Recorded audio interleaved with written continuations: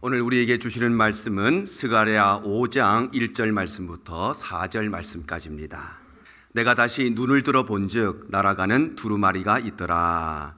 그가 내게 묻되 내가 무엇을 보느냐 하기로 내가 대답하되 날아가는 두루마리를 보나이다. 그 길이가 20규빗이요 너비가 10규빗이니이다. 그가 내게 이르되 이는 온 땅에 내리는 저주라. 도둑질하는 자는 그 이쪽 글대로 끊어지고 맹세하는 자는 그 저쪽 글대로 끊어지리라 하니 만군의 여호와께서 이르시되 내가 이것을 보냈나니 도둑의 집에도 들어가며 내 이름을 가리켜 망령되이 맹세하는 자의 집에도 들어가서 그의 집에 머무르며 그 집을 나무와 돌과 아울러 사르리라 하셨느니라 하니라. 아멘. 오늘 3월의 첫 주일 예배 자리에 오신 우리 모든 성도님들 주님으로 환영하고 축복합니다. 지난 2월 한 달도 하나님께서 우리와 동행하시고 우리에게 은혜 주셔서 한 달을 또 살아올 수 있었습니다. 새로운 한 달, 또 3월 한 달 허락하시고 오늘 첫 주일을 맞이했는데 우리 옆에 보시면서 우리 3월 한 달도 승리하세요. 이렇게 한번 인사하실까요? 3월 한 달도 승리하시길 바랍니다. 3월 한 달도 승리하시기 바랍니다. 스가랴 선지자에게 하나님께서 8가지의 환상을 보여주시는데 첫 번째 환상부터 5번째 환상까지는 하나님께서 이스라엘 가운데 어떤 일을 행하실 것인가 하나님의 뜻과 계획에 대해서 말씀을 하셨습니다. 그리고 오늘 6번째 환상을 그에게 보여주시는데 그것이 바로 오늘 본문에 기록되어 있는 날아가는 두루마리의 환상입니다. 오늘 1절이 이렇게 시작을 하고 있습니다. 내가 다시 눈을 들어 본즉 날아가는 두루마리가 있더라. 바로 스가랴 선지자는 환상 중에 두루마리가 하늘을 날아가고 있는 모습을 보았다는 것입니다. 그런데 앞서 기록된 5가지의 환상은 공통점이 있습니다. 그것은 다름 아니라 이스라엘의 회복을 약속하시는 긍정적인 메시지를 선포하셨습니다. 그런데 6번째 환상인 오늘 이 날아가는 두루마리 환상부터는 긍정적인 메시지를 선포하시는 것이 아니라 이스라엘 향해서 심판과 멸망을 경고하시는 그런 부정적인 메시지가 선포되고 있다는 것입니다. 그래서 오늘 3절 상반절에 보면 이렇게 말씀하십니다. 그가 내게 이르되 이는 온 땅 위에 내리는 저주라 이렇게 말씀하십니다. 여기서 말씀하시는 이 저주라고 하는 것은 그 내용 자체가 저주라는 것이 아니라 하나님의 말씀에 순종하지 아니하는 자, 하나님의 말씀을 거부하는 자에게 저주가 내릴 것이라고 하는 경고의 메시지가 포함되어 있다는 것입니다. 그렇다면 우리가 이 저주를 피할 수 있는 길이 무엇인가? 그것은 다름 아니라 오늘 성경에 나오는 이 두루마리로 상징되는 말씀의 그늘 아래 살아가는 것인데, 그렇다면 말씀의 그늘 아래 살아간다는 것은 구체적으로 어떻게 살아가는 것인가? 오늘 함께 말씀을 나누려고 합니다. 먼저 이 말씀의 그늘 아래 살아간다는 것은 하나님의 말씀을 두려워한다는 것입니다.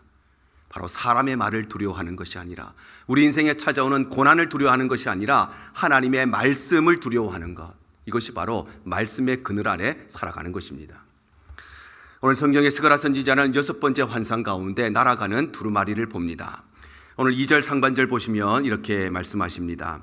그가 내게 묻되 네가 무엇을 보느냐 하기로 내가 대답하되 날아가는 두루마리를 보나이다. 스가랴 선지자는 환상 중에 무엇을 보았느냐? 두루마리가 하늘을 날아가고 있는 모습을 보았다는 것입니다. 그렇다면 이 두루마리는 무엇을 상징하는 것인가? 옛날 구약 시대에는 종이를 만드는 방법이 크게 2가지가 있었습니다. 첫 번째는 나무 껍질을 벗겨서 그것을 가공해서 종이로 사용했는데, 이것은 만들기도 쉽고 그리고 가격도 싸고 그리고 휴대하기도 편리하고 무게도 가볍고 특별히 낱장으로 만들어서 책처럼 묶어서 쓸 수가 있어서 여러 가지 장점들이 있었습니다. 그런데 이것은 단점이 있었는데, 이것은 아주 약해서 시간이 지나면 다 부식이 되어 버렸기 때문에, 그래서 이거는 중요한 문서를 기록하지 못하고 나무 껍질로 만든 종이는 그냥 일반적인 내용들, 그냥 평범한 문서를 사용할 때 이것을 사용했습니다. 그런가 하면 2번째는 양의 가죽을 벗겨서 그것으로 종이를 만드는 것이었습니다. 그런데 이것은 가공하는 시간도 많이 걸고 기술도 많이 필요하고 값도 굉장히 비싸고 들고 다니기에도 굉장히 무겁고 휴대하기도 불편하고, 그리고 이것은 낱장으로 만들 수가 없기 때문에 하나의 큰 이 양의 가죽, 이 양피지를 둘둘둘 말아서 사용해야 되는 그런 단점들이 많이 있었습니다. 그런데도 이 양피지로 만든 종이는 아주 튼튼했기 때문에, 견고했기 때문에 시간이 지나도 변함이 없었기 때문에 그래서 이 양피지는 아주 중요한 내용을 기록할 때 이 양피지를 사용했습니다. 그런데 오늘 스가랴 선지자가 두루마리를 보았다고 하는 것은 이 스가랴 선지자는 무엇을 보았는가? 그 내용이 매우 중요한 것을 기록하고 있는 중요한 문서를 보았다는 것입니다. 특별히 이 스가랴 선지자가 보았던 두루마리는 일반적으로 사용하는 크기의 두루마리가 아니라 굉장히 크기가 컸습니다. 오늘 2절 하반절에 보면 이렇게 말씀하십니다. 그 길이가 20규빗이요 너비가 10규빗이니이다. 과거에는 정형화된 자가 없었기 때문에 어떤 물건의 길이를 잴 때에 자를 사용하지 못하고 사람의 신체를 사용해서 길이를 쟀습니다. 그런데 여기에 나오는 한 규빗이라고 하는 것은 성인 남자의 손끝에서부터 팔꿈치까지 여기를 한 규빗으로 정했는데 이것이 지금으로 환산하면 약 45cm 정도가 됩니다. 그런데 이 스가랴 선지자가 보았던 두루마리의 크기가 얼마였느냐? 가로가 20규빗, 세로가 10규빗이었으니까 오늘날로 환산하면 가로가 약 9m, 그리고 세로가 약 4.5m 정도 되는데 이것은 우리 교회 강단의 크기하고 거의 비슷한 크기입니다. 그런데 여기서 매우 중요한 한 가지가 있는데 바로 이 두루마리의 크기가 무엇의 크기와 동일하고 정확하게 일치했느냐? 바로 성소의 주랑과 정확하게 일치한다는 것입니다. 열왕기상 6장 3절에 보면 이렇게 말씀을 하고 있습니다. 성전의 성소 앞 주랑의 길이는 성전의 너비와 같이 20규빗이요 그 너비는 성전 앞에서부터 10규빗이며 이렇게 말씀하죠. 여기 나오는 주랑이라고 하는 것은 성소의 입구가 되는, 즉 성소의 현관과도 같은 곳인데 이 성소에서는 무슨 일을 했느냐? 이 성소에서는 하나님의 말씀을 선포하고 특별히 그 말씀에 따라서 재판이 이루어지는 곳, 심판이 이루어지던 곳이 바로 이 주랑이라고 하는 곳이었습니다. 그런데 이 주랑의 크기가 얼마였느냐? 가로의 크기가 20규빗, 세로의 크기가 10규빗. 바로 스가랴 선지자가 환상 가운데 보았던 두루마리의 크기와 정확하게 일치하고 있다는 것입니다. 우리가 42.195km라는 숫자를 들으면 무엇이 생각나죠? 마라톤이 생각나죠. 우리는 자동적으로 너무나 당연하게 42.195라는 숫자를 들으면 마라톤을 생각하는 것처럼 유대인들은 가로 20규빗, 세로 10규빗 이 숫자를 들으면 본능적으로 무엇을 생각하느냐? 성소를 생각하고 그 성소에서 선포되는 하나님의 말씀이 생각난다는 것입니다. 이처럼 두루마리라고 하는 것은 매우 중요한 문서를 말하는 것이고 특별히 이 스가랴 선지자가 보았던 두루마리는 하나님의 말씀이 선포되던 그 주랑의 크기와 정확하게 일치하고 있기 때문에 그래서 이 두루마리는 무엇을 상징하는 것이냐? 바로 하나님의 말씀을 상징하고 있는 것입니다. 그래서 이 두루마리는 땅에 펼쳐져 있는 것이 아니라 하늘을 날아다닙니다. 오늘 1절이 이렇게 말씀하죠. 내가 다시 눈을 들어본 즉 날아가는 두루마리가 있더라. 바로 이 두루마리는 누구의 손에 있었던 것이 아니라 바닥에 펼쳐져 있었던 것이 아니라 하늘을 날아가고 있었다는 것입니다. 이 두루마리가 하늘을 날아가고 있었다는 것은 중요한 몇 가지 사실을 우리에게 말씀하시는데 첫 번째는 이 두루마리가 날아가고 있었다는 것은 이 두루마리는 그 누구의 방해도 받지 않고 그 어떤 것에 제약도 받지 않는다는 것입니다. 길이를 달리는 자동차는 제약들이 많습니다. 그래서 신호가 걸리면 그 자리에 서야 됩니다. 사람이 길을 지나거나 기차가 길을 지나면 그 길을 서야 됩니다. 멈춰야 됩니다. 그런데 하늘을 나는 비행기는 그렇지가 않죠. 신호에 걸려서 멈출 일이 없습니다. 길을 건너는 사람 때문에 다른 장애물 때문에 그 자리에 멈추설 그럴 일이 없는 것처럼 이 두루마리가 하늘을 날아다녔다는 것은 이 두루마리는 그 어떤 것에도 방해를 받지 않고 그 어떤 것에도 제약을 받지 않는다는 것입니다. 왜냐하면 이 두루마기는 일반적인 문서가 아니라 하나님의 말씀이기 때문에 그래서 그 누구도 그 어떤 것도 하나님의 말씀을 제약하거나 하나님의 말씀을 방해하거나 하나님의 말씀을 가로막을 수가 없다는 것입니다. 그런가 하면 두 번째로 이 두루마리가 날아다녔다는 것은 이 두루마리는 엄청난 생명력과 활동력을 가지고 있었다는 것입니다. 생명이 있어야만 움직일 수가 있고 생명력이 있어도 활동력이 없으면 움직일 수가 없는 것이죠. 그래서 생명력이나 활동력이 없으면 하늘을 날기는커녕 일어날 수도 없고 걸을 수도 없고 뛸 수도 없고 심지어는 움직일 수조차가 없는 것입니다. 그런데 이 두루마리가 하늘을 날아다녔다는 것은 이 두루마리는 생명력을 가지고 있었을 뿐만 아니라 이 두루마기는 하늘을 날 정도의 엄청난 활동력을 가지고 있었다는 것입니다. 왜냐하면 이 두루마리는 하나님의 말씀을 상징하기 때문입니다. 히브리서 4장 12절에 이렇게 말씀하시죠. 하나님의 말씀은 살아있고 활력이 있어 좌우의 날선 어떤 검보다도 예리하여 혼과 영과 및 관절과 골수를 찔러 쪼개기까지 하며 또 마음의 생각과 뜻을 판단하나니. 바로 하나님의 말씀은 살아있는 생명력, 살아있는 활동력뿐만 아니라 우리의 영과 우리의 혼과 우리의 관절과 골수를 찔러 쪼개는 능력을 가지고 있는 것이 하나님의 말씀이라는 것입니다. 뿐만 아니라 이 두루마리가 하늘을 날아다녔다는 것은 이 두루마리는 누구나 볼 수 있고 어디에서나 볼 수 있었다는 것입니다. 하늘에 해가 떠 있습니다. 달이 떠 있습니다. 별이 떠 있습니다. 그것은 미국에 살고 있는 우리도 볼 수 있고 한국에 사는 사람들도 다 볼 수 있습니다. 하늘에 해와 달과 별들이 떠 있으면 북극에 있는 사람도 볼 수 있고 남극에 있는 사람도 볼 수 있고 어른도 볼 수 있고 아이들도 볼 수 있고 남자도 볼 수 있고 여자도 볼 수 있고 누구나 다 볼 수 있는 것처럼 이 두루마리가 하늘을 날아다녔다는 것은 이 두루마리는 누구나 어디에서나 볼 수 있었다는 것입니다. 왜냐하면 이 두루마리는 하나님의 말씀을 상징하기 때문에, 그래서 특별한 사람들만 볼 수 있고 특별한 장소에서만 볼 수 있는 것이 아니라 누구든지 어디에서든지 볼 수 있기 때문입니다. 그런가 하면 이 두루마리가 하늘을 날아다녔다고 하는 것은 이 두루마리는 그 누구도 피할 수가 없고 그 누구도 도망갈 수가 없고 숨을 수가 없다는 것입니다. 마치 경찰 헬기가 출동을 하면 어떤 범죄자라도 어느 곳으로 도망을 가더라도 끝까지 추격을 당하는 것처럼 이 두루마리가 하늘을 날아다녔다는 것은 두루마리 밑에 있는 모든 사람들은 어떤 사람이라도 숨을 수가 없고 피할 수가 없다는 것입니다. 왜냐하면 이것은 하나님의 말씀을 상징하기 때문에, 그래서 하나님의 말씀은 모든 사람들에게 동일하게 적용되기 때문입니다. 그렇다면 중요한 것은 왜 하나님께서는 이 스가랴 선지자에게 말씀을 상징하는 두루마리를 보게 하시는가? 그 이유는 다름 아니라 바로 하나님의 백성들은 이 말씀에 두려워하고 이 말씀에 순종하고 말씀의 그늘 아래 살아가야 하기 때문입니다. 하나님께서 왜 우리에게 매주일마다 하나님의 말씀을 듣게 하실까요? 교회에 와서 좀 재미있는 이야기 들으면서 일주일 동안 이민의 삶을 살면서 받았던 모든 스트레스 다 받고 있는데, 그런데 재미있는 이야기 듣고 다 털고 나가면 얼마나 좋을 텐데, 왜 하나님께서는 지식의 이야기, 지혜의 이야기, 세상 돌아가는 정보의 이야기에 대해서 듣게 하시는 것이 아니라 하나님은 우리에게 매주일마다 말씀을 듣게 하시는가? 그것은 바로 우리 성도들은 지혜의 그늘 아래, 지식의 그늘 아래 사는 것이 아니라 우리는 말씀의 그늘 아래 살아가야 하기 때문입니다. 가끔 우리의 삶에 기침이 날 때가 있죠. 목이 아플 때가 있습니다. 콧물이 날 때가 있습니다. 이 모든 것들은 감기의 전조 증상입니다. 그래서 목이 아프면, 콧물이 나면 감기가 오려고 하는 것 같구나, 거기에 대비하게 되는 것입니다. 그런데 하나님의 심판에도 전조 증상이 있습니다.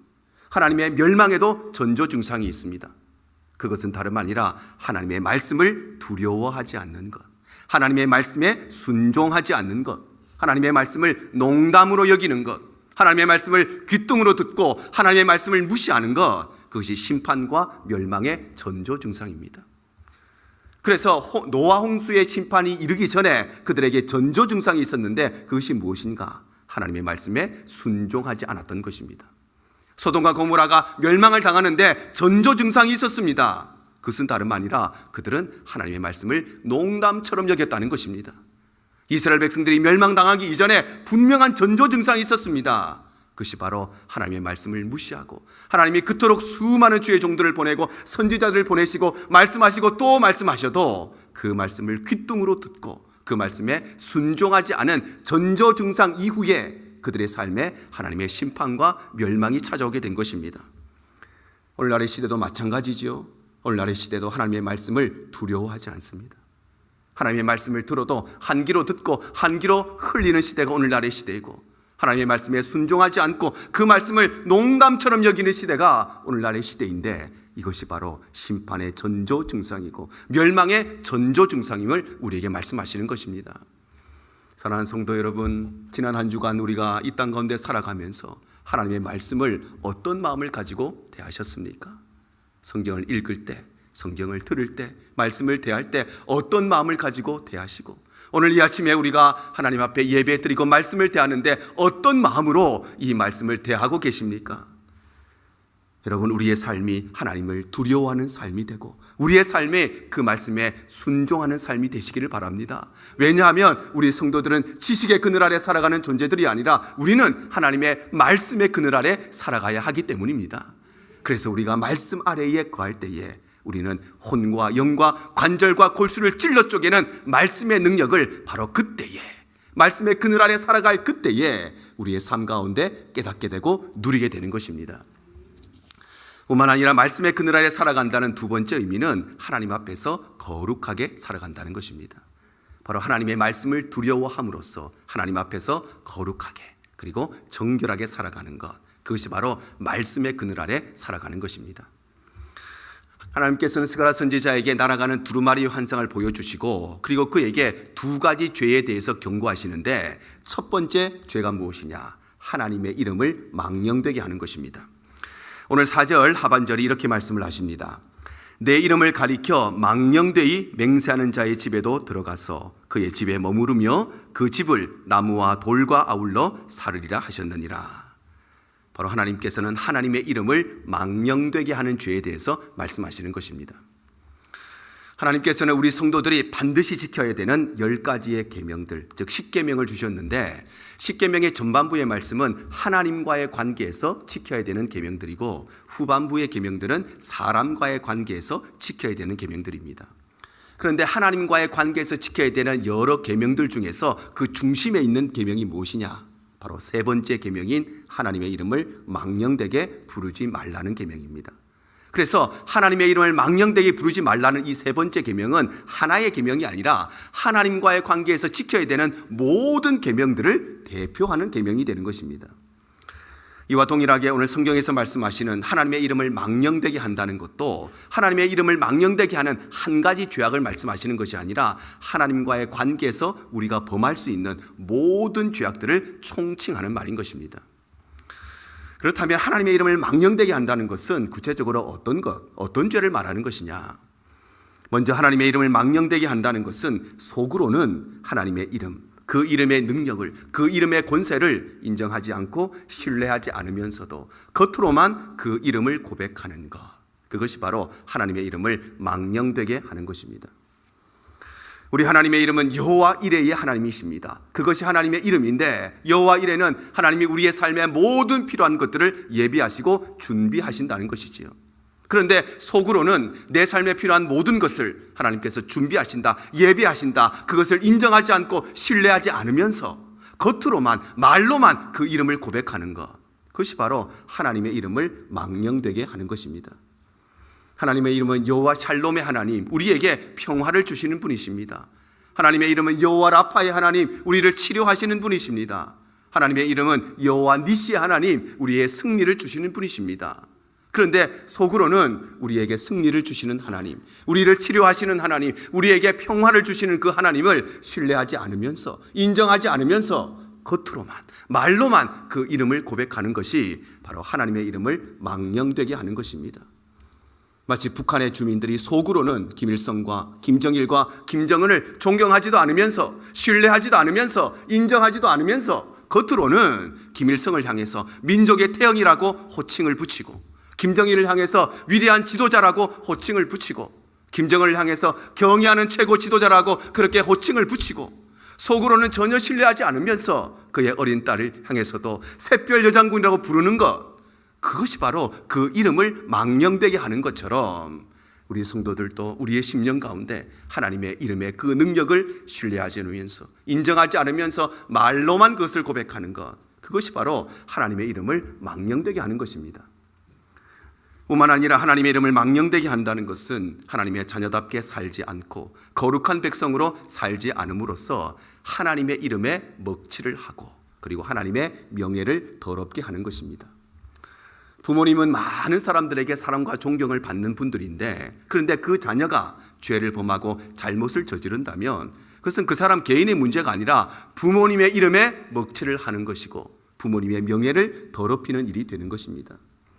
조상들은 나라와 민족을 위해서 큰 공을 세웠는데, 어려움이 있을 때에 조상들은 나라를 구했는데, 그런데 후손들은 나라를 팔아먹고 죄를 짓고 잘못된 일을 한다면 그것은 그 사람 개인의 문제가 아니라 조상들의 이름에 먹칠을 하는 것이고 그리고 가문의 명예를 더럽히는 일이 되는 것이지요. 대흥장로교회 담임 목사인 제가 죄를 범하고 잘못을 저지르고 사회적 무리를 일으킨다면 제 개인의 문제가 아니라 그것은 목사의 이름에 먹칠을 하는 것이고 교회의 이름에 먹칠을 하는 것이고 하나님의 이름에 먹칠을 하는 것인 것처럼 하나님의 이름을 망령되게 한다는 것은 하나님의 자녀들이 하나님의 자녀답게 살지 아니하고 거룩한 백성으로 부름받은 성도들이 거룩하게 살지 아니하고 목사가 목사답게 살지 아니하고 장로님들이 장로답게 살지 아니하고 권사님들이 권사답게 살지 아니하고 성도들이 성도답게 살지 아니하임으로써 우리 아버지 하나님의 이름에 먹칠을 하는 것, 교회의 이름에 먹칠을 하는 것, 그것이 하나님의 이름을 망령되게 하는 것입니다. 사랑하는 성도 여러분, 지난 우리의 삶은 어떠한 삶을 사셨습니까? 하나님의 이름을 영화롭게 하고 하나님의 이름이 세상 가운데 칭찬받게 하는 삶을 사셨습니까? 아니면은 하나님의 이름에 먹칠을 하는, 하나님의 망령되이 하는 일을 하고 사셨습니까? 우리 대형의 모든 권속들이 하나님 앞에서 거룩하게 살아가고 하나님 앞에 정결하게 살아가시기를 바랍니다. 왜냐하면 우리 성도들은 세상 앞에서 성공된 삶을 살아가기 위한 인생의 목적이 아니라 우리의 인생의 목적은 하나님 앞에서 올바르게 살아가는 것이고 하나님 앞에 거룩하게 살기 위해서 몸부림치며 사는 것이 우리 성도들의 삶이기 때문입니다. 그럴 때 우리를 통해서 하나님의 이름은 영광을 받으실 것이고 하나님의 이름은 세상 가운데서 거룩히 여김을 받으실 것이고 우리가 그런 삶을 살 때에 하나님의 명예는 이 땅 가운데 높아지게 되는 것입니다. 뿐만 아니라 말씀의 그늘 아래 산다는 것은 사람 앞에서 정직하게 살아가는 것입니다. 바로 하나님의 말씀을 두려워함으로써 하나님 앞에서는 거룩하고 정결하게 살아가고 사람 앞에서, 세상 앞에서는 정직하게 진실하게 살아가는 것이 말씀의 그늘 아래 살아가는 것입니다. 하나님께서는 스가랴 선지자에게 두 가지 죄에 대해서 지적하시는데 첫 번째는 하나님의 이름을 망령되게 하는 것이고 두 번째 죄악은 도둑질의 죄에 대해서 말씀하십니다. 오늘 4절 상반절이 이렇게 말씀하죠. 만군의 여호와께서 이르시되 내가 이것을 보냈나니 도둑의 집에도 들어가며, 이렇게 말씀하십니다. 바로 하나님은 도둑질하는 죄에 대해서 말씀하시는 것입니다. 앞서도 말씀드렸듯이 십계명에는 전반부의 말씀은 하나님과의 관계에서 우리가 꼭 지켜야 되는 계명에 대해서 말씀하시고 후반부의 계명은 사람과의 관계에서 꼭 지켜야 되는 계명들을 말씀하시는 것인데 하나님과의 관계에서 지켜야 되는 그 계명들, 그 중심에는 바로 하나님의 이름을 망령되게 하지 말라는 계명이 있고 이 계명은 단순히 하나의 계명이 아니라 하나님과의 관계에서 지켜야 되는 모든 계명들을 대표하는 것처럼 사람과의 관계에서 지켜야 되는 많은 계명들이 있는데 그 계명들 중에 가장 중심에 있는 계명이 무엇이냐? 바로 8번째 계명인 도둑질하지 말라는 계명인 것입니다. 그래서 이 도둑질하지 말라는 계명은 하나의 계명이 아니라 이 모든 계명들, 사람과의 관계에서 지켜야 되는 모든 계명들을 대표하는 계명이고 그래서 도둑질하는 죄라는 것은 단순히 하나의 죄를 말하는 것이 아니라 우리가 사람과의 관계에서 범할 수 있는 모든 죄들을 말씀하는 것입니다. 그렇다면 이 도둑질하는 죄는 구체적으로 어떤 것인가? 두 가지로 설명할 수 있는데 첫 번째로 도둑질이라고 하는 것은 누군가의 생명이나 누군가의 재산이나 누군가의 마음을 빼앗는 것, 훔치는 것, 그것이 바로 도둑질의 죄이지요. 그래서 십계명에 보면 살인함으로써 다른 사람의 생명을 빼앗는 것, 간음함으로써 다른 사람의 순결을 빼앗고 다른 사람의 가정을 빼앗는 것, 이웃에게 거짓 증거함으로써 다른 사람의 마음을 빼앗고 그의 신앙과 믿음을 빼앗는 것, 이웃의 집을 탐냄으로써 그의 재산과 그의 소유물을 빼앗는 것, 이것이 바로 도둑질이라고 말씀하시는 것입니다. 역사상 세계를 호령했던 많은 강대국들, 많은 선진국들이 바로 이런 일을 통해서 강대국이 되었습니다. 애굽이나 아수르나 바벨론이나 페르시아나 헬라나 로마나 이 땅의 역사에 존재했던 많은 강대국들은 자신의 힘과 능력으로 노력하고 수고하여서 강대국이 되고 선진국이 된 것이 아니라 힘과 무력으로 약한 나라를 침략하여서 그것을 강탈하여서 강대국이 된 것이지요. 오늘 우리가 3.1절 감사 예배를 드리지만 우리나라를 36년 동안 압제했던 일본도 자신들의 노력과 수고로 땀 흘려 일하여서 선진국이 되고 강대국이 된 것이 아니라 힘과 무력으로 약한 나라를 침략하여서 그것을 훔치고 도둑질하고 빼앗아서 그래서 강대국이 되고 그리고 선진국이 된 것입니다. 뿐만 아니라 공부하는 학생들은 정직하고 진실하게 공부하지 않고 꼼수를 쓰고 컨닝을 해서 그래서 다른 학생들의 성적을 빼앗는 것. 직장에서 일하는 사람들 정직하게 진실하게 일하지 않고 뒷돈을 주고, 그리고 사람들에게 로비해서 다른 사람들의 기회를 빼앗고 다른 사람의 자리를 빼앗는 것. 사업하는 사람들이, 비즈니스 하는 사람들이 정직하게 진실하게 하지 않고 불법을 행하고 편법을 행함으로써 다른 사람의 열매를 빼앗는 것. 운동하는 운동선수들이 정직하게 진실하게 경기하지 않고 심판을 속이고 반칙을 써서 다른 사람의 승리를 빼앗는 것. 이 모든 것이 바로 도둑질의 죄인 것입니다.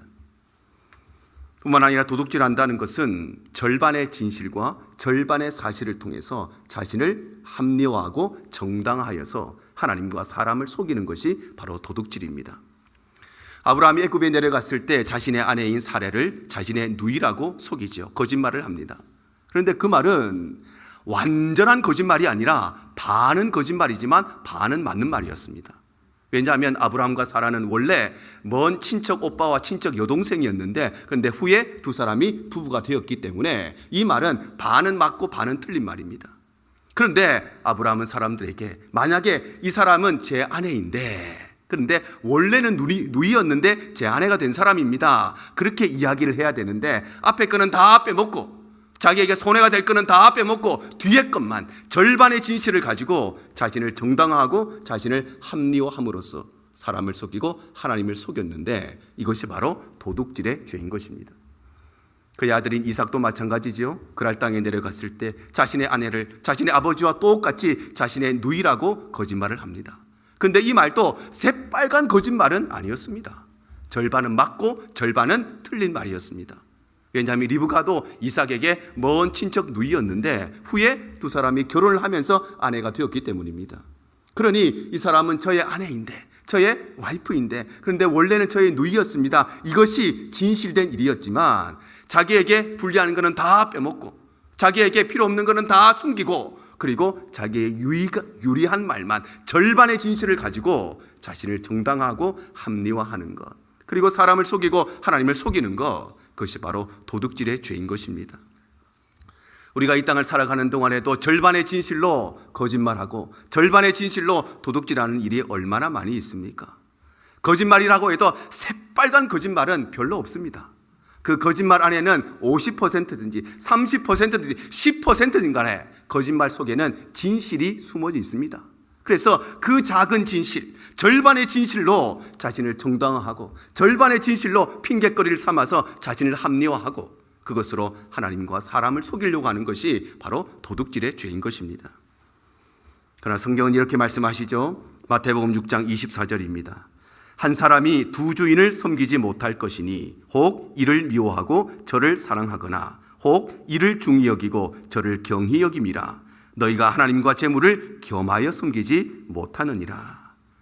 바로 하나님과 재물을 겸하여 섬기는 것, 하나님과 세상을 반반 섬기는 것, 그것은 신앙이 아니고 그것은 우상 숭배라고 말씀하시기 때문에, 그래서 우리도 절반의 진실만 가지고 일부의 사실만 가지고 그것으로 자신을 정당화하고 합리화하고 하나님을 속이고 사람을 속이려고 하는 것은 도둑질의 죄를 짓고 있다는 것을 기억해야 되는 것입니다. 사랑하는 성도 여러분, 우리의 삶이 정직하고 우리의 삶이 세상 앞에 사람 앞에 칭찬받는 삶을 살았는지, 아니면 우리도 모르는 사이에 나한테 불리한 거는 다 숨겨놓고 다 빼놓고 나한테 유리한 것들만, 절반의 진실을 가지고 우리의 삶을 정당하며 살지는 않았는지, 그것으로 다른 사람을 속이지는 않았는지, 그것으로 하나님을 속이려고 하지는 않았는지 우리의 삶을 돌아보아야 하는 것입니다. 사랑하는 성도 여러분, 우리의 삶이 사람 앞에서 진실된 삶이 되고 세상 앞에서 정직한 삶이 되시기를 바랍니다. 하나님께서는 우리가 불법 행하고 잘못된 일을 행하여서 큰 부자가 되는 것이 아니라 하나님 앞에서 올바르고 정직하게 살아도, 가난하게 살아도, 어렵게 살아도 하나님 앞에 거룩하고 진실되게 살기를 원하시는 것입니다. 왜냐하면 우리 성도들은 바로 이 말씀의 그늘 아래 살아가야 하는 존재이기 때문입니다. 이와 같이 말씀의 그늘 아래 산다는 것은 먼저는 하나님의 말씀을 두려워하는 것이고, 그래서 그 말씀을 두려워함으로써 하나님 앞에서는 거룩하고 정결하게 살아가고 사람 앞에서, 세상 앞에서는 정직하고 진실되게 살아가는 것입니다.